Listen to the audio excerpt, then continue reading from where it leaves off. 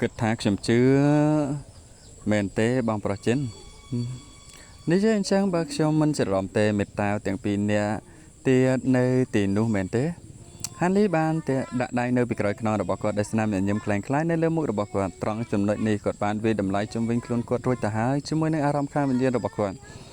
តាមរយៈការធ្វើដូច្នេះគាត់បានរកឃើញថាគាត់ស្ថិតនៅក្នុងលំហអាតកំបាំងលំហនេះមានកម្ពស់ជាង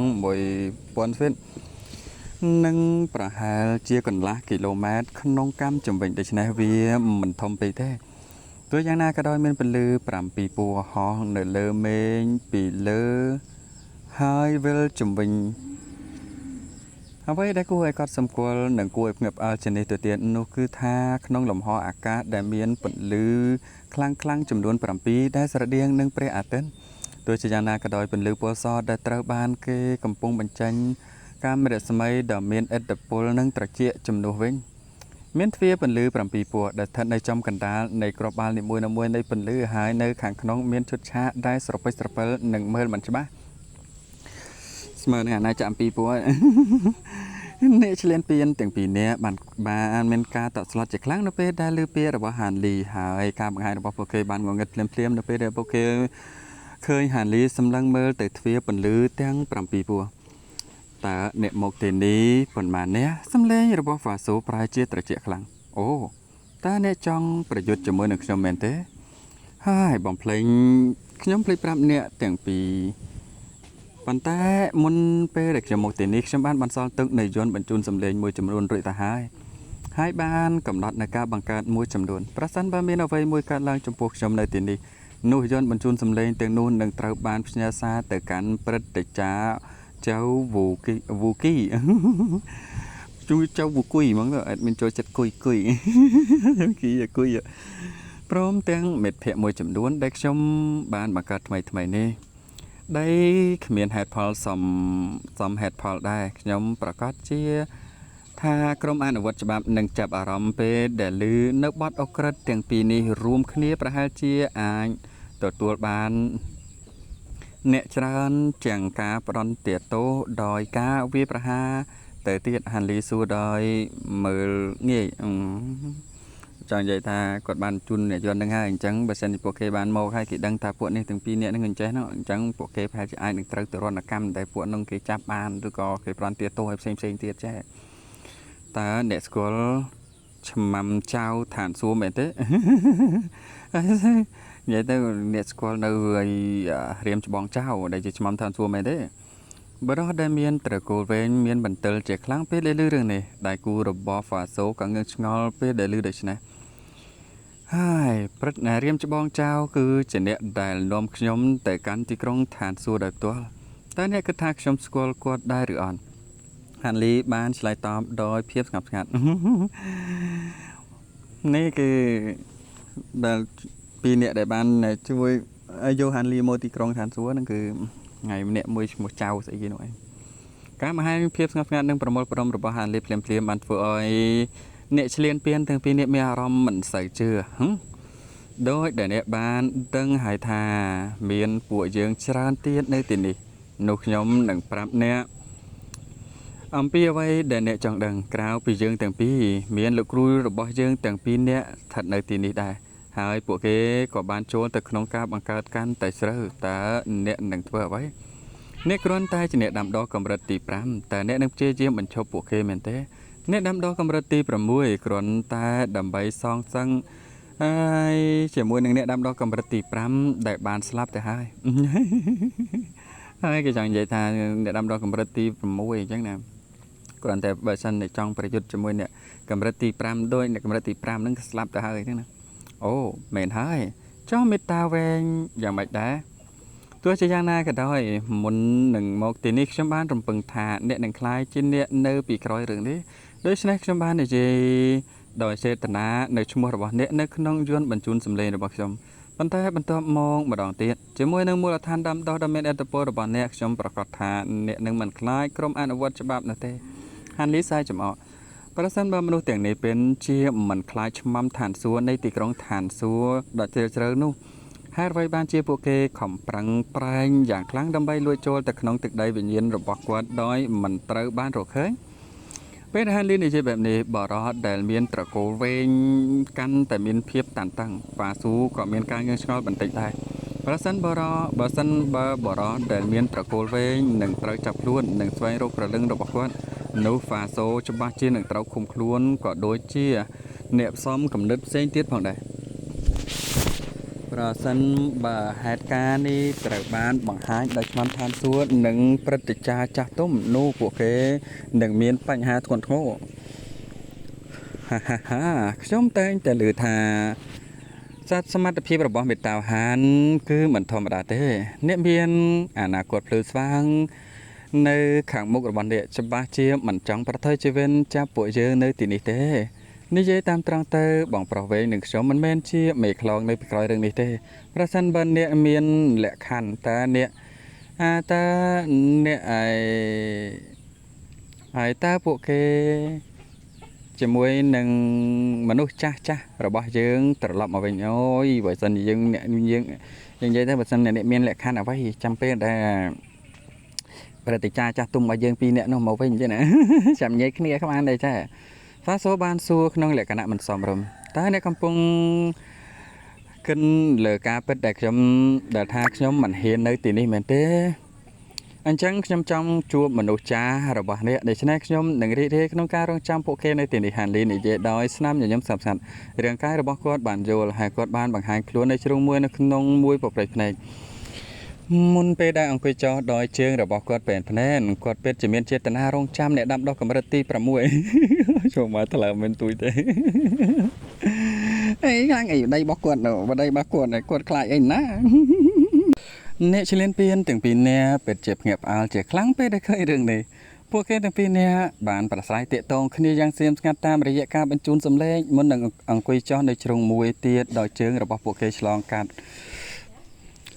ដំណើរការកិនរបស់ពួកគេគឺសម័យណាស់ពួកគេមិនមានទំនុកចិត្តលើសមត្ថភាពរបស់ពួកគេក្នុងការសម្លាប់ហានលីនោះទេហើយហានលីផ្ទាល់ហាក់ដូចជាមិនមានចេតនាណាមួយក្នុងការចូលទៅក្នុងទ្វារពន្លឺ7ពណ៌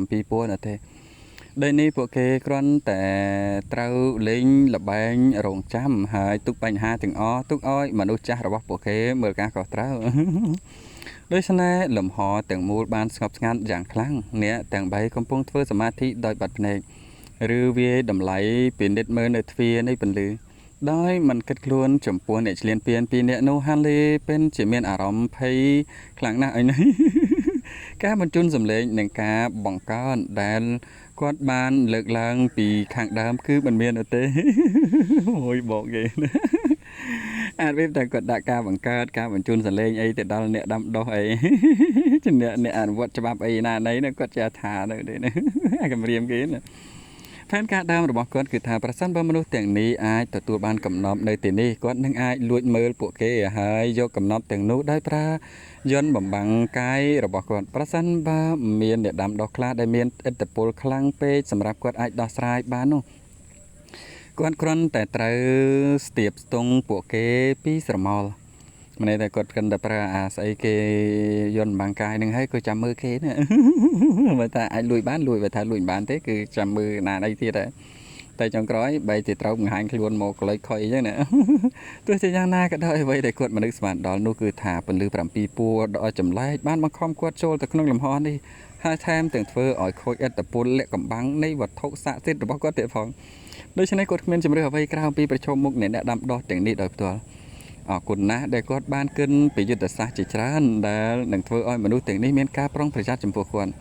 ហើយបច្ចុប្បន្នគាត់កំពុងប្រើមួយក្នុងចំណោមពួកគេដើម្បីបំផិតបំភ័យអ្នកឆ្លៀនពៀនទាំងពីរនាក់អូយុទ្ធសាស្ត្រគេជាការពិតណាស់នេះមិនមែនដោយសារតែហានលីខ្លាចអ្នកទាំងពីរនោះទេបរិយាដែលមានត្រកូលវែងនិងវ៉ាសូស្ថិតនៅក្នុងដំណាក់កាលកណ្ដាលនៃកម្រិតទី5និងដំណាក់កាលចុងក្រោយនៃកម្រិតទី5រៀងខ្លួនប៉ុន្តែជាមួយនឹងសមត្ថភាពនិងទ្រព្យសម្បត្តិបច្ចុប្បន្នរបស់គាត់យ៉ាងហោចណាស់មានឱកាស80% ដែលគាត់អាចសម្លាប់ពួកគេបាននៅនឹងកណ្ដែងអញនំមើលសម្ដីអូយហើយដំណាក់កាលកណ្ដាលដំណាក់កាលចុងក្រោយមកការសម្លាប់មនុស្សពីរនាក់នេះគឺសាមញ្ញណាស់ប៉ុន្តែផលវិបាកនឹងមានបញ្ហាក្នុងការដោះស្រាយខណៈដែលគាត់កំពុងបង្កើតការសងសឹកជាមួយនឹងអ្នកដាំដុះកម្រិតទី6ពីរនាក់ដែលចូលទៅក្នុងទ្វារនៃពន្លឺ tua bay chỉ còn mình trong tục chân là mới tiếng đi cả đôi có con mình trong bằng cách là trâu đọc lăng klam phép ní đấy chẳng sai mà mà nè trâu rau cái này điện cho nên tôi tiên tụi bay chỉ còn ai sầm lắm nè lên piên tiếng pin nè ní đòi nghe sro cả đôi có miền ở cá để còn nâng mình ai cái pot pi cần like át cầm băng ní cái nó để cho pe đọc lấy nữa thế nó cá là này nó pe đây nè đam to tiếng pi nè ban đây tranh là có nâng trâu cái sầm lắm bọn tôm đôi này về chỉ cảประสาสำหรับกองการเชียมหนึ่งสบายโรคเพลาเจนจะหมุนสันนับเป็นกวนไอบังการเพลาสำหรับการดอกถอยกวนหนึ่งเมียนจำได้จิตรันเตี้ยนทำเป็นเมนจังเนี่ยเนาะเนี่ยโจหลักอะไรหนึ่งเต้กว่าดังใจอยู่เป็นหมัดเนี่ยสอมยังมองเนี่ยได้เป็นจังเต้จับดามโอเวอร์ไลน์กี่เนี่ยโดยดังเช่นนูฮันลีจับดามเฟิร์สกรรมเพียมตัวใบเจ็บในระบบกวนตระบานบัดกันได้กดบานปุ่มใบอารมณ์คามิเนียระบบกวนดอกคลั่งtới chia tầm nô rộp mình đạt bánh chanh một group từ tì han lý cầm pung ta sai nơi rong khám nhiên bao quan đôi mình bán chia diêm bật băng nơi vậy để con cầm pung tật phơi nữa tê đối với hai này liên phiên từng pin bạn đăng pizza cam mà phiêu bao quan đôi thôi mà chiến tụi bay chỉ rằng là bộ kê từng pin mình bán này dê vậy đầm bay mình chụp quạt lại tôi thì bên bộ kê cầm pung sai chấm nơi khẳng cái nòng chân anh chôm cái ta han lý ngốn rồi cái ta đứng khăng cái nè người ta ca bằng cái kia nó cứ khăng mà là hành đi ở thời bàn thế đó là na rong kha mình là hành đi ba nâng bình lư bẩm pi pua nơi lấy chân chiang môi nô vía trào bán sộp chỗ nâng bát liềm liềm lư pin ní cầm lăng bớt đọt lăng môi ban tu lang ha đai cầm riêng cầm hai tha nâng bớt vô rong kha mình là bác quan han li bản tranh bác quan tranh bị riêng cai rồi bác quan đôi tuaฮันลีสระลังกังหนึ่งประการนี้ให้บันเฟือสกรรมนึกปัจจัยกเตในการบังการดอกชาดอกกวดย่างประยับประยาวดำใบบันไดนึกกำลังเบิดนึกจังโดยเฉยางนากร้อยฮันลีกับบาดบักพเนดอกกวนจิเลตพอลให้กดกำปุงสำลังมือเป็นลื้อได้รำเกลในเลยจันเจียงจมวยนึงใส่งานในการเงือกง้อนในเลยมุกดอกกวนกดกับบานกอดสมควรเคยสนามอย่างยืมได้พอเป็นตัดดอยเพียบทราบซานึ่งจำอ้อจำปูเนี่ยแต่งปีโอ้ยมาดื้อvới hát đôi xin để tiếng pi bạn đăng pi lại cần nạ playในเป็นลือปรามปีปัวในตีนี้ให้โปรเกบ้านปะเดซายดอยเจตนาปีกาจุดดำดังดอดกอดอัมปีปัวระเมียนเตียงนี้หันลีข้างบันเต็กข้างดันติเต้นดันตีมันติเงียบหนึ่งบันเต็กข้าบันใจมันเต้แต่ว่ากอดในใต้มันปรับโดนเปเด็กกอดบันตอบเจียเจียมนั่งเรียบจำแผนกาวิจิกากูนัดได้กำนอบวิญญาณกาเด็กคนบ้านจำไรตรงไอ้ตรงโปรลึงhồi anh cao thấy tôi có mau cái mau đã trao bầm plai đôi chu cầm bát bô được nóng năng làm ho bữa mà đây này tê việt tầm đông chia miên phải nói sầm rap quan tầm đu nơi rồi bắn làm ho đấy chỉ khi bên nakra pi tuông mùi nu rồi bỏ quan phần này bầm plai ba bỏ quan cái miênประสิทธิภาพผ่อนได้ขนมกาhai tranh pi làm ho tôi chỉ rằng là cái đôi cần lấy ní cứ biết chỉ ăn cầm bằng ná hơi cái mình toàn đang thả ta phần này bấm play cho ba bọc quát đang ai tầm lưu băng tiếng ní nói để dập pe đọt lấy rưỡi sông bay ta tiếng ó trong nơi rồi mà nó ban pli lang trong chơi bảo hàn đi hay còn ban sầm rải chật liêm nơi sở cam ở phía mũi xanh tiền trong này thằng quy bên đây đã nghe đôi mơ khơi thả rong kham bình nhiên rồi bỏ quán mình ai chìa cho tới trần trắng tiếng nụ bàn nô quát ai pra phần này bình nhiên rồi bỏ quát đâm bay chơi chiêm nên cầm nọt lâu mũi chậm đuôn sầm rạp cao rột cách ôi nơi này quát chạ nơi tham một pol bình nhiên cho phần này rồi bỏ quán phim hai phần thứ bua khiêu đỏ trà bàn lưu tranh chẳng chơi chơi khổng phần này bỏ quán ngày mỗi chục bàn cần lòng phật tử trong han ly bàn bật phần này bằng thiệt hơi hạ bảy đối chia cho ta không sớm thị đại trời cá rô khơi bị môn rồi bỏ quánมันban này đôi con rô khơi thì lo đâm bay cây chanh nổi têขณะนู้ทวีแต่งปรำปีในเป็นลือปรำปีปัวในเรืออากาขังเลือบานเสียมงัดแต่งสรองเนี่ยเฉลี่ยเปลี่ยนถึงปีนี้กำปงสำลังเมือไม่ด้อยตึกมึกมองเงินกาเจ้าเป็ดหน้าโปเกกำปงสำลังเมือกาปรองประหยัดมาดอมาก้าวขนมตึกได้ระบาดหันดีช่องมนุษย์จ้าระบาดเนี่ยถึงปีในตาหมันใจมกบรรทบปีอยู่แบบนี้ตาวิอาทาโปเกบ้านชัวประเทศเนื้อกาลำบากคลาเนื้อตีดูได้เต้ฮันลิสรับแต่สู้ได้บัดเพลงซ้อมประกอบเม็ดดาวหานบ้าเมื่อวันกัดหลังจำพวกเหล่าครูระบายเยิงหนังเตาแต่เกเตาบ้านเกจูนดำนังรุ่ยหายตาเนี่ยกำปงแต่มันเมียนการอัดทุนแมนเต้บองประหารว้าวบราจะบราเดเมียนตะโกเวงบานซัว hai trong rì rì để bàn lư thá bớt cha từng pin nè rồi bao hắn nè mình ấy thế trong miền ca ọt một cọp con đầm bay rồng chám muốnไปฮันลีមានអាកាសបញ្ចំពីរបស់គាត់ចង្ក្រោយសំឡេងរោមួយបានទូឡើងភ្លាមពីក្របបាល់ទាំង7នៅលើអាកាសភ្លាមនោះពួកគេបានចាប់ផ្ដើមបញ្ចេញនៅសម្ពាធខាងវិញ្ញាណដ៏គួរឲ្យភ្ញាក់ផ្អើលក៏ដូចជាពន្លឺចែងចាំងផងដែរមិនត្រឹមតែមានអ្នកឆ្លៀនពៀនពីអ្នកប៉ុណ្ណោះដែលបានឃើញដែលបានធ្វើឲ្យមានការភ្ញាក់ផ្អើលយ៉ាងខ្លាំងហានលីក៏បានបើកភ្នែកមើលហើយពិនិត្យនៃព្រឹត្តិការណ៍នោះទោះជាយ៉ាងណាក៏ដោយនេះគ្រាន់តែជាការចាប់ផ្ដើមប៉ុណ្ណោះនៅពេលដែលសម្លេងរោកាន់តែខ្លាំងហើយពន្លឺដ៏ខ្លាំងទាំង7បានទុះឡើងយ៉ាងខ្លាំងក្លាពង្រីកដល់ទំហំនៃកង់រទេះរុញក្នុងពេលមួយប្រព្រឹត្តភ្នែកខណៈពេលដែលការបញ្ចេញពន្លឺខុសប្រក្រតីភាពប្រែប្រួលនៃលំហដែលរំកិលបានលេចចេញមកភ្លាមជុំវិញបាល់ទាំង7មុនពេលដែលភ្លឺពីលើទ្វារនៃពន្លឺនៃចំកណ្ដាលភ្លាមនោះវាហាក់ដូចជាការផ្ទុះដ៏ធំសម្បើមនៃធម្មពលដែលមើលមិនឃើញបានចាប់ផ្ដើមគៀបទ្វារធ្វើឲ្យវាបង្វិលនិងរង្គោះរង្គើយ៉ាងខ្លាំងភ្លាមនោះហ្វាសូស្ទុះក្រោកឈរឡើងពេលដែលឃើញរឿងនេះហើយគាត់លន់មាត់ថាយ៉ាប់ហើយដៃគូរបស់គាត់ក៏បង្ហាញទឹកមុខស្រឡំកាំងដែរហានលីក៏មិនពេញចិត្តចំពោះព្រឹត្តិការណ៍នេះដែរមិនត្រឹមតែពន្លឺនៅលើមេឃមិនថិតថេរនិងខុសប្រក្រតីនោះទេសូម្បីតែជញ្ជាំងនិងដីក៏ចាប់ផ្ដើមញួរថ្នមខណៈដែលពន្លឺ7ពណ៌កំពុងតែបង្ហាញសញ្ញានៃការដួលរលំទាំងនេះគឺជាការចង្អុលបង្ហាញយ៉ាងច្បាស់ថាលំហនេះគឺជិតដល់ការដួលរលំហើយដោយឃើញថាជីវិតរបស់គាត់កំពុងស្ថិតនៅក្រោមការគំរាមកំហែងហានលីបានក្រោកឈរឡើងភ្លាមហើយដាក់ដៃនៅលើក្បាលរបស់គាត់បន្ទាប់មកមានពន្លឺពណ៌ប្រផេះចាប់ផ្ដើមលេចចេញពីផ្នែកខាងក្រោយនៃក្បាលរបស់គាត់បន្ទាប់មកគាត់បានយកដៃមួយមកលើហើយពន្លឺពណ៌មាសបានភ្លឺឡើងខណៈដែលអង្កាំពណ៌មាសចាំង3ត្រូវបានគាត់ហៅ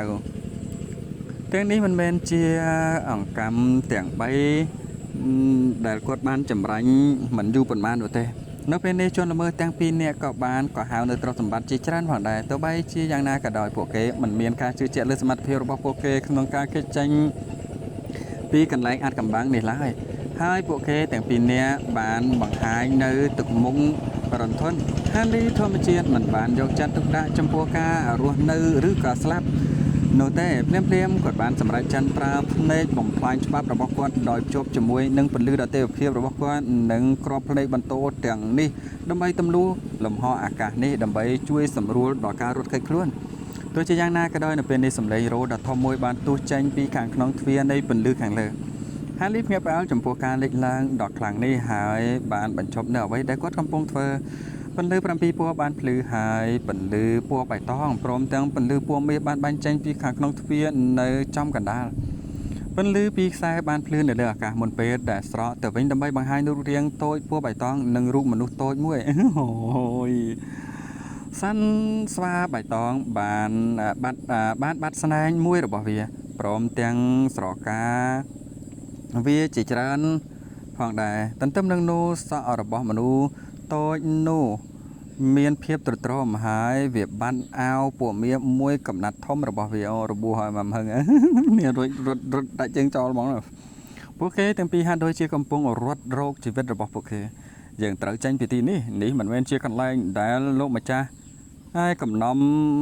1000បានទទួលមរណភាពទេវាជាកន្លែងដែលបិសាចឆ្អឹងត្បូងឆ្អឹងត្បូងត្រូវបានផ្សារជួបយើងបានបង្កការបង្កើតអ្នកដាំដុះបុរាណណាមួយហើយយើងបានបង្កហេតុចំពោះការបង្កើតណាមួយរបស់អ្នកដាំដុះបុរាណណាមួយហើយអារៈត្រូវបានដោះលែងអីណីអូយ៉ាម្ដងលំហនេះនឹងដួលរលំភ្លាមផងដែរដូច្នេះសំឡេងបន្ទន់របស់រូបមនុស្សតូចនោះបានកាត់ផ្លាយភ្លាមនៅពេលដែលគាត់បានឃើញហាន់លីហ្វាសូរំភើបចិត្តពេលដែលឃើញមនុស្សចំណាស់2នាក់របស់ពួកគេបានបង្ហាញខ្លួនឡើងវិញហើយបបោមវត្តរបស់គាត់ញួរនៅពេលដែលគាត់បានជូនដំណឹងទៅដល់អ្នកទាំងពីរនៅអត្តសញ្ញាណរបស់ហាន់លីពីការបញ្ជូនសម្លេងបើលោកគ្រូនេះគឺហាន់លីដែលជា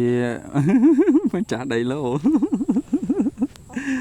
ដូច្នេះគាត់គឺជាម្ចាស់ដីវិញ្ញាណនេះតម្រុយនៃចេតនាសម្រាប់បណ្ឌិតឡើងនៅក្នុងភ្នែករបស់តាចាស់បៃតងពេលដែលឃើញរឿងនេះអញញយអីគេដៃគេចូលដៃគេមានចេតនាសម្រាប់ចូលរត់តែកន្លែងងាប់បងវិញតែអ្នកកំពុងធ្វើអ្វីបងប្រមេងអតិភិបចម្បងរបស់យើងគឺរត់គេងដើម្បីជីវិតរបស់យើងឥឡូវនេះកុំអោយរឿងតូចតាចបែបនេះមកប៉ះពាល់វាเป็นជាគ្មានតម្លៃដែលត្រូវបងឲ្យយើងទាំងពីរនាក់ប្រសិនបើរូបតំណាងរបស់យើងធ្លាក់នៅទីនេះម្យ៉ាងវិញទៀតកុំភ្លេចថាគាត់គឺជាអ្នកដែលទើមតែឡើងមកឋានសួគ៌រូបមនុស្សតូចនោះបានប្រញាប់ប្រញាល់ជំរុញមិនអីទេតោះចាញ់ពីកន្លែងនេះទៅដល់រាបណាយើងមិនសម្លាប់គាត់ដោយផ្ទាល់ទោះបីជាចៅវូគុយនិងអ្នកផ្សេងទៀតមករោងក៏ដោយក៏ពួកគេមិនអាចធ្វើអ្វីបានដែរនៅពេលដែលលំហនេះដួលរលំហាបែមិត្តតាវហានអាចនឹងត្រូវវិនាសជាមួយនឹងអារិយដែលបានដោះលែងមិនចាំឡាយហើយគួរឲ្យអាណិតណាដែលមានតែរូបតំណាងរបស់ខ្ញុំនៅទីនេះបើមិនដូច្នេះទេខ្ញុំមិនខ្លាចវាណាទេតាចាស់បៃតងគាត់តែស្ទាក់ទើមួយផ្លែនមុននឹងតបទល់ចេតនាសម្រាប់របស់គាត់នឹងធ្វើការសម្រេចចិត្តដោយឆ្លៀសវៃអូយចាញ់មកចេតនាសម្រាប់ណែនឹកឃើញអាចេតនាសម្រាប់នឹកឃើញតវាងលិនដល់រហូតនេះអូយតាណាចាញ់អាចេតនាសម្រាប់លើគាត់ហើយទាំងគ្មានរួចខ្លួនទេយើងត្រូវតែប្រញាប់ប្រញាល់កន្លែងនេះនឹងកាន់តែចេញពីកន្លែងនេះឲ្យលឿនកាន់តែល្អមនុស្សតូចមានភាពធូរស្រាលដែលជាសត្វស្វាពស់បៃតងបើកភ្នែកចំហដើម្បីមើលឃើញហេតុផលយ៉ាងណាមិញវានឹងคล้ายទៅជាការខ្ជិះខ្ជាដ៏ធំប្រសិនបើរូបតំណាងព្រលឹងនេះត្រូវបានវិនិច្ឆ័យនៅទីនេះភ្លាមនោះវាបានចាប់ផ្ដើមធ្វើត្រាដោយដៃខណៈពេលដែលកំពុងស្រែកអ្វីមួយដាវឈើដែលជប់នឹងខ្នងរបស់វាញ័រមុននឹងលោតឡើងទៅលើអាកាសភ្លាមប្រែក្លាយទៅជាដាវពន្លឺដ៏ធំដែលមានប្រវែង10 ហ្វីតពន្លឺនៃប្រហោងខ្មៅពណ៌បៃតងក៏បានបញ្ចេញសម្លេងក្រហមមួយរំពេចពេលដែលវាបានប្រែក្លាយទៅជាសត្វស្វាពណ៌បៃតងដ៏ធំដែលមានប្រវែងជាង100 ហ្វីតចំពេលដែលមានខ្យល់បក់និងផ្លេកបន្តមានស្នែងពណ៌បៃតងវិលតែមួយនៅលើក្បាលរបស់វាហើយផ្លេកបន្តពណ៌ស្វាយបានភ្លឺពីលើរាងកាយរបស់វាបង្កើតបានជាទស្សនីយភាពដ៏អស្ចារ្យមួយសម្រាប់ការរត់កែកសម្រាប់មើលនេះមិនបានដឹងពីអ្វីដែលមនុស្សទាំងនេះទើបតែនិយាយគ្នានៅទេប៉ុន្តែបេះដូងរបស់គាត់បានលោតញាប់បន្តិចនៅពេលដែលឃើញពីសមត្ថភាពដ៏ខ្លាំងក្លាដែលបានបញ្ចេញដោយអ្នកដាំដងកម្រិនទី6ទាំងពីរនាក់នេះនៅពេលនេះពន្លឺ7ពណ៌ដែលវិលជំវិញជញ្ជាំងជំវិញនោះក៏រលត់ទាំងស្រុងជញ្ជាំងចាប់ដើមញួរយ៉ាងខ្លាំងហើយបានវេយលុកយ៉ាងខ្លាំងនិយាយទៅមែនតាអាកន្លែងនេះបើសិនជាហាន់នេះគាត់ចេញទៅបានរាងកាយរបស់ស្វាធម្មញោនៅពេលដែលវាបានទៅចេញណាទុយរបស់វាហើយបបរបស់វាដើម្បីផ្លុំចេញនៅបង្គោលភ្លើងពណ៌ខៀវធ្នូនៃផ្លេកបន្ទោពណ៌ស្វាយដែលមានកម្រាស់មិនប្រហាក់ប្រហែលនឹងចានគោមធំមួយក៏បានទុះចេញពីស្នែងដែលនៅសេសសល់បន្ទាប់មកអ្នកទាំងពីរបានបញ្ចូលគ្នាតែមួយមុននឹងប្រញាប់ប្រញាល់ទៅកាន់ជញ្ជាំងក្បែរនោះក្នុងពេលជាមួយគ្នានឹងរូបមនុស្សតូចក៏ដាក់ដៃនៅលើក្បាលរបស់វាហើយបង្គោលភ្លើងពណ៌មាសបានទុះឡើងទៅលើអាកាសភ្លាមបាត់នៅដាវជានៅពីលើក្បាលរបស់វាសំឡេងរោបានទុះចេញពីដាវហើយមិនត្រឹមតែពង្រីកទំហំរបស់វាដល់ទៅ2-3 ដងក្នុងមួយប្រភេទភ្នែកប៉ុណ្ណោះទេវាក៏ចាប់ផ្ដើមបញ្ចេញនៅពន្លឺពណ៌មាសដែលចាំងចែងដូចជាព្រះអាទិត្យទន្ទឹមនឹងនោះរូបមនុស្សតូចនោះបានធ្លាក់ចុះថែមទៀតបន្ទាប់ពីបានបញ្ចេញនៅបង្គោលភ្លើងនោះទោះជាយ៉ាងណាក៏ដោយវាមិនយកចិត្តទុកដាក់ទាំងស្រុងចំពោះការផ្លាស់ប្ដូរដែលកើតឡើងចំពោះរាងកាយរបស់វានោះទេដោយសារតែវាធ្វើត្រាដោយដៃដាវដ៏ធំបានហោះចេញជាពន្លឺពណ៌មាសក្នុងការដេញតាមយ៉ាងក្តៅកគុកនៅពីក្រោយបង្គោលភ្លើងពណ៌ខៀវការវាយប្រហារទាំងពីរសម្ដៅទៅកន្លែងតែមួយនៅលើជញ្ជាំងមកនេះក៏បំបែកជញ្ជាំងចេញការផ្ទុះដ៏សន្ធោសន្ធៅមួយបានផ្ទុះឡើងនៅពេលដែលពន្លឺពណ៌ខៀវនិងពន្លឺពណ៌មាសបានផ្ទុះឡើងនិងតភ្ជាប់គ្នាទៅវិញទៅមកបង្កើតបានជាដុំពន្លឺដ៏ធំសម្បើមដែលមានទំហំរាប់សិបហ្វីតជាមួយនឹងផ្លេកបន្ទោពណ៌ស្វាយរាប់បណ្ដោះដែលចាំងពេញផ្ទៃរបស់វាបាននៃពន្លឺបានលេចចូលទៅក្នុងជញ្ជាំងបន្តិចម្ដងតាមបញ្ជារបស់អ្នកដាំដុះកម្រិតទី6ទាំងពីរនេះហើយវាហាក់ដូចជាមិនអាចឈប់បាននោះទេដោយសារតែវាបានគម្រាមកំហែងបង្ខំឲ្យហែកទ្វាររនាំងនោះ ទាំងសត្វស្វានិងរូបមនុស្សតូចមានភាពរីករាយពេកដែលឃើញរឿងនៃសត្វស្វាបានស្រែកទៅកាន់បរិសដែលមានត្រកូលវែងហើយរាងកាយរបស់វាបានធ្លាក់ចុះទៅជាទំហំដោយពីមុនខណៈដែលវាបានបក់បោកមកលើបរិសនោះជាពន្លឺពណ៌បៃតងមុនពេលដែលប្រញាប់ប្រញាល់ទៅកាន់បាល់នៃពន្លឺដ៏ធំបរិសដែលមានត្រកូលវែងបានក្រឡេកមើលហានឌីខណៈដែលគាត់ត្រូវបានគេវាយចេញនៅពេលនេះហានលីសម្លឹងមើលមុងដោយទឹកមុខទទេប៉ុន្តែมันបានធ្វើអ្វីដើម្បីសង្គ្រោះខ្លួនឯងនោះទេហើយទៅមុខអីគេនោះនេះធ្វើអីណាមកអត់មាននិយាយអីម៉ាត់មួយឯងហ្មងឯងហើយនោះនេះវាយទម្លុះឲ្យទៅណាណៃណោះហើយឃើញគាត់រត់ហ្មងឯងខ្លាចគាត់មែនស្វានោះបានសម្លឹងមើលទៅគាត់ហាក់ដូចជាកំពុងតែពិនិត្យមនុស្សស្លាប់អញ្ចឹងអូចាំមើលទៅគ្មានរួយខ្លួននៃអាចចឹងអីនោះ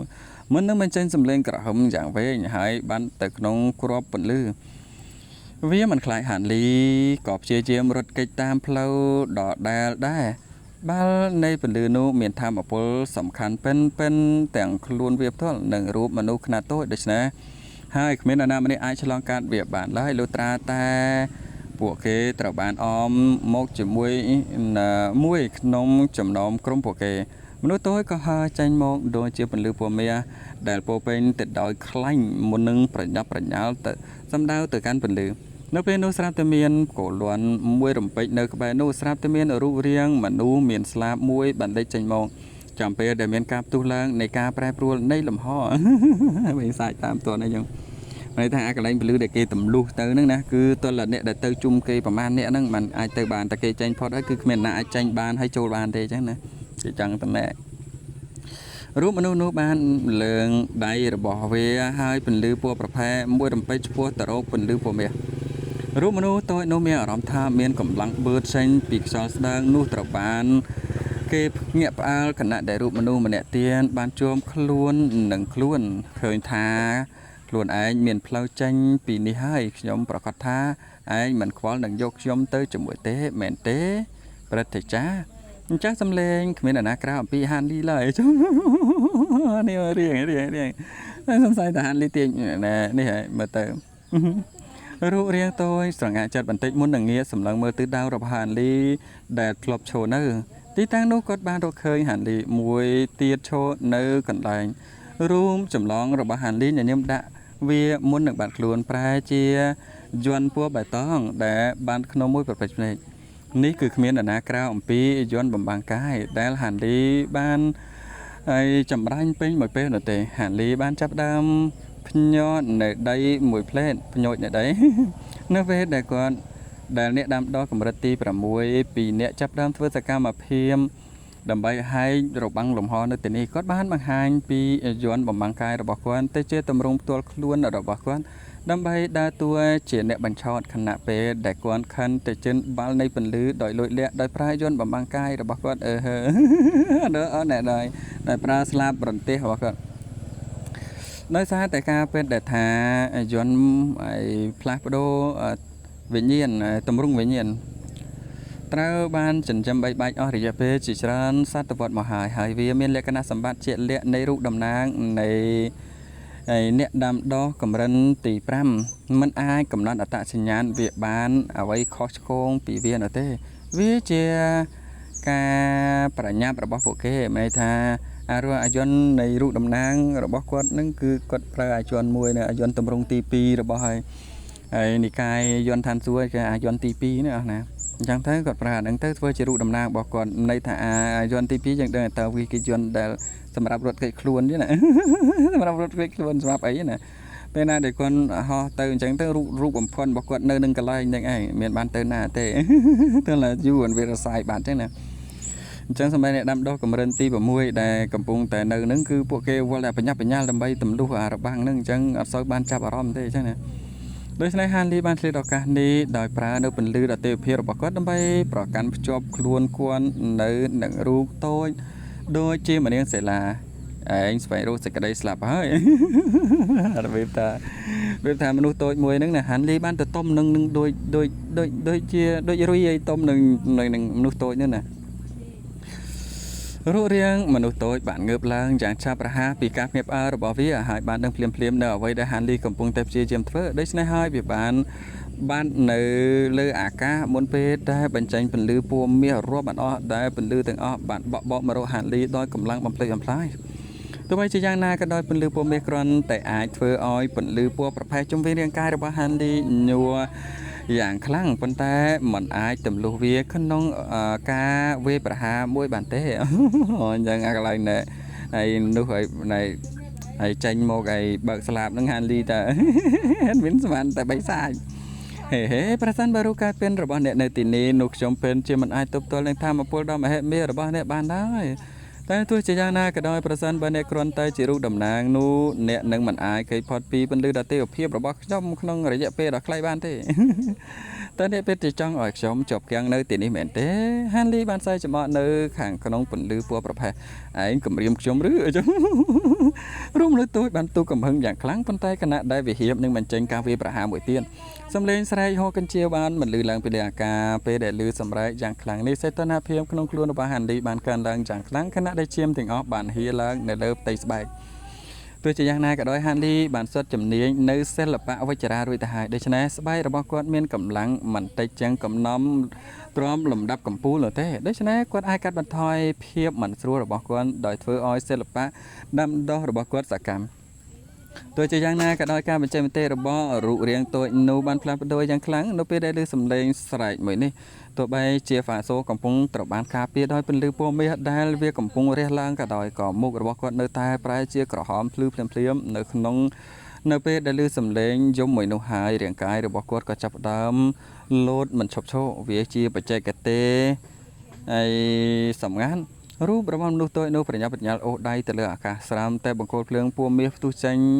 មកចាក់ចូលទៅក្នុងខ្លួនប្រាណរបស់ហ្វាសូភ្លាមនោះហ្វាសូញើសខ្លួនហើយមុខរបស់គាត់ក៏ត្រឡប់មកសភាពធម្មតាជាងពេលនេះក្រញាំឆ្អឹងដ៏ធំមួយស្រាប់តែលាតចេញពីទ្វារពន្លឺមួយដែលកំពុងតែព្យាយាមបើកវាម្ដងទៀតក្រញាំមានពណ៌សស្អាតដូចជាត្បូងពេញហើយកំពុងតែបញ្ចេញសម្ពាធខាងវិញ្ញាណគួរឲ្យភ្ញាក់ផ្អើលសម្លេងស្រែកយ៉ាងខ្លាំងក្លាពីមុនក៏លេចចេញពីទ្វារពន្លឺនោះផងដែរបីសាយមកអ្នកគេអត្រេនគេហាន់លីចូលទៅក្នុងអាណាចក្រផងណែបគោលន់ទៅជួបជាមួយឈីងស៊ុយនេះ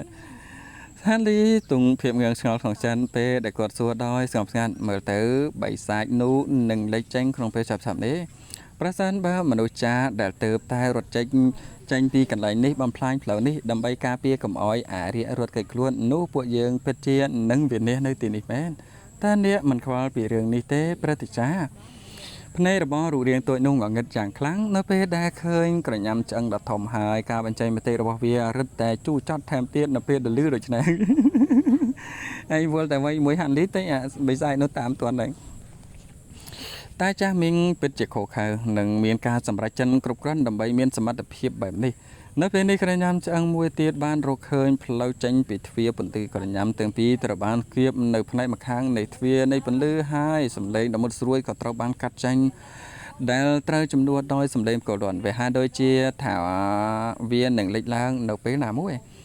លើនេះឯងលេងលបែងត្រូវហើយខ្ញុំនឹងយកឯងចេញពីកន្លែងនេះរូបមនុស្សតូចបានយល់ព្រមភ្លាមដោយមិនមានការតាកទើអ្វីឡើយមិនចង់ទៅតែឯងមិនចង់ទុកអូននៅក្នុងនេះមែនហានេះរំភើបចិត្តពីដែលលឺរឿងនេះពន្លឺដតេភាពនៅចំវិញរូបមនុស្សខ្នាតតូចត្រូវបានធូរស្រាលបន្តិចបន្ទាប់ពីនោះពន្លឺពណ៌មាសដ៏អស្ចារ្យបានទូលឡើងភ្លាមហុំព័ទ្ធជុំវិញពណ៌ប្រផេះភាគច្រើនមុនពេលដែលធ្លាក់ចូលទៅក្នុងបាល់ដ៏ធំនៃពន្លឺដែលមានហានលីនៅជាប់នៅខាងក្នុងមិនន័យថាហានលីក៏ប្រើពន្លឺដតេភាពគាត់ចាប់មនុស្សតូចហ្នឹងណែចាប់ជាប់ហ្មងណាហើយចាប់ជាប់ឲ្យមនុស្សហ្នឹងខំរើមរះដែរបានរើមរួចណាហានលីគ្រាន់តែប្រើពន្លឺដតេភាពរបស់គាត់ដើម្បីការពារខ្លួននិងអនុញ្ញាតឲ្យរូបមនុស្សតូចធ្វើអ្វីគ្រប់យ៉ាងដែលខ្លួនត្រូវធ្វើមិនន័យថាទម្លុះឯរបាំងនឹងចេញណាបន្ទាប់ពីចូលទៅក្នុងបាល់នៃពន្លឺហានលីមានអារម្មណ៍ថាដូចជាគាត់បានដល់ពិភពនៃពន្លឺភ្លឺចែងចាំងភ្លាមនោះគាត់បានបាត់បង់ស្មារតីគាត់បានស្រាំតែលេចមុខឡើងនៅលើភ្នំន័យថាដូចយើងចេញមកពេលពន្លឺមកភ្លឹបអញ្ចឹងណាអស់នេះ មានពលឺដ៏ធំមួយហោះនៅកណ្ដាលអាកាសនៅក្បែរនោះទោះជាយ៉ាងណាក៏ដោយមានតែពាក់កណ្ដាលប៉ុណ្ណោះដែលឲ្យមើលឃើញខណៈដែលពាក់កណ្ដាលទៀតត្រូវបានគេសន្មតថានៅស្ថិតក្នុងចន្លោះដ៏ចម្លែកដែលពួកគេទៅតែបានរត់គេចខ្លួនសាន់ពណ៌បៃតងនិងភ្នែករបស់វាស្ថិតនៅមិនឆ្ងាយពីទីនេះទេហើយអ្នកទាំងពីរមានការស្រឡាំងកាំងនៅពេលដែលឃើញហាន់ឌីបានរត់គេចខ្លួនផងដែរមិនមកទេដែរមាននៅខាងក្នុងទេហើយរៀងហាន់ឌីបើកស្លាបជួបគោរន្ទះភ្លាមហើយរត់បាត់ខ្លួនដូចជាព្រួញពណ៌ខៀវហើយភ្លេបន្ទោពណ៌សក្នុងមួយប្រភេទភ្នែកបាត់ហើយចៃមកភ្លាមបើកទៅស្លាបប្រូចណែនៅពេលបន្ទាប់គាត់បានលេចឡើងពីចម្ងាយជាច្រើនរយហ្វិនដោយហេតុផលខ្លះមនុស្សតូចនេះមិនបានព្យាយាមចាប់គាត់ទេហើយអនុញ្ញាតឲ្យគាត់បើកចម្ងាយរវាងពួកគេសត្វពស់បៃតងតូចសម្លឹងមើលទៅមុខដោយទឹកមុខត្រជាក់ហើយពន្លឺអាក្រក់បានភ្លឺតាមភ្នែករបស់វាខណៈដែលវាត្រៀមវាប្រហារហាន់ឌីទោះជាយ៉ាងណាក៏ដោយនៅពេលនេះការផ្ទុះឡើងនៃការប្រែប្រួលនៃលំហដ៏អាក្រក់មួយបានទុះឡើងភ្លាមពីក្នុងរង្វង់ពាក់កណ្ដាលនៃពន្លឺដ៏ធំភ្លាមនោះសំឡេងនៃរលកយៈស៊ូណាមីបានបន្លឺឡើងខណៈដែលផ្ទៃមួយនៅលើមេឃស្រាប់តែដួលរលំដោយជាបាល់ក្រដាស់ឈួតហើយវាគឺជាព្យុះកបិតត្បូងរត់គ្រប់គ្នាដែលមានវត្តមាននៅនឹងកន្លែងកាត់ហែនរួមទាំងហាន់ឌីផងនោះសតតែមានភាពភ័យស្លន់ស្លោគ្មាននរណាម្នាក់ក្នុងចំណោមពួកគេមានពេលវេលាដើម្បីដោះស្រាយបញ្ហាផ្សេងទៀតនោះទេនៅពេលដែលពួកគេបានបញ្ចេញនូវបច្ចេកទេសចលនារៀងៗខ្លួនដោយបំលែងទៅជាពន្លឺដែលរត់គេចខ្លួនក្នុងទិសផ្សេងគ្នាទោះបីជាបច្ចេកទេស Teleport ជាទូទៅមានប្រសិទ្ធភាពចឹងក៏ដោយប៉ុន្តែការរត់គេចចេញពីលំហអាកាសក្នុងព្យុះកំបុតត្បូងគឺมันមានអ្វីខ្លីដល់មិនមានអ្វីទាំងអស់ដូចជាការធ្វើអត្តឃាតខ្លួនឯងជាសម្រាប់ល្អសត្វទាំងអស់ដែលមានវត្តមាននៅទីនោះមានមូលដ្ឋានដាំដុះដ៏មានឥទ្ធិពលហើយទោះបីជាពួកគេគ្រាន់តែប្រើបច្ចេកទេសចលនាធម្មតាក៏ដោយក៏ពួកគេនៅតែអាចគ្រប់គ្រងចម្ងាយជាច្រើនពាន់ហ្វីតបន្ទាប់ពីពន្លឺមួយផ្លែតស្នាមមេដៃមួយបានទុះឡើងខណៈដែលស្នាមប្រេះខ្មៅស្ដើងរាប់មិនអស់បានចាប់ផ្ដើមលេចឡើងនៅលើផ្ទៃមេឃដែលស្រត់ចុះបន្ទាប់មកស្នាមប្រេះទាំងនេះបានបន្លូតយ៉ាងលឿនដែលធ្វើឲ្យលំហទាំងមូលក្នុងចម្ងាយ1000ហ្វីនប្រេះដោយស្នាមប្រេះក្នុងមួយប្រភេទភ្នែកសំឡេងក្រហឹមដូចជារលកស៊ូណាមីបន្ទាប់មកក៏បានកាន់តែខ្លាំងឡើងនៅពេលដែលស្នាមប្រេះខ្មៅទាំងនេះបានបែកខ្ទេចខ្ទីបន្ទាប់ពីការផ្ទុះនៃពន្លឺពណ៌សដូចជារាវបានចាប់ដើមចេញមកពីខាងក្នុងយ៉ាងរំភើបទិដ្ឋភាពចម្លែកមួយបានកើតឡើងតារាបណាពន្លឺពណ៌សលេចឡើងនៅក្នុងលំហនោះខ្យល់បក់ខ្លាំងមួយត្រូវបានបក់មកលើអ្វីៗទាំងអស់នៅក្នុងតំបន់ក្បែរនោះខ្យល់ទាំងនេះប្រៀបដូចជាសត្វចម្លែកដែលបក់ទាំងអស់អ្វីដែលជាប់នៅក្នុងខ្យល់បក់ទាំងនេះត្រូវបានរុះរើភ្លាមឬក៏បាត់ក្នុងមួយប្រភេទភ្នែកជាងនេះទៅទៀតសំឡេងផ្គរលាន់បន្លឺឡើងពីក្នុងខ្យល់បក់នៅពេលនេះហាន់ឌីស្ថិតនៅលើកំពូលភ្នំតូចមួយដែលមានចម្ងាយ10គីឡូម៉ែត្រដោយបានពិនិត្យស្ថានភាពពីចម្ងាយក្នុងលក្ខណៈមិនបញ្ចេញមតិចូលមើលមកទៅព្យុះលំហនេះច្បាស់ណាស់ថាមានធម្មពលទាបជាងអ្នកដែលគាត់បានជួបប្រទះនៅក្នុងថ្នាំងលំហតួជាយ៉ាងនេះក្តីហាន់ឌីពិតជាមិនចង់ត្រូវបានគេវាយប្រហារបែបនេះទៀតនោះទេមិនថាគាត់ជួបអាថ្នាំងលំហគឺវាខ្លាំងជាងនឹងនេះអត់ទេវាដូចគ្នាប៉ុន្តែកម្លាំងវាខ្លាំងជាងអាព្យុះនៅក្នុងលំហអាថ្នាំងលំហពេលធ្វើដំណើរឬក៏យើងថាផ្លូវលំហណាព្យុះផ្លូវលំហណាត្រឡប់មកវិញនៅពេលដែលគាត់ស្ថិតនៅក្នុងថ្នាំងលំហវាពិតជាអរគុណចំពោះសមត្ថភាពលំហរបស់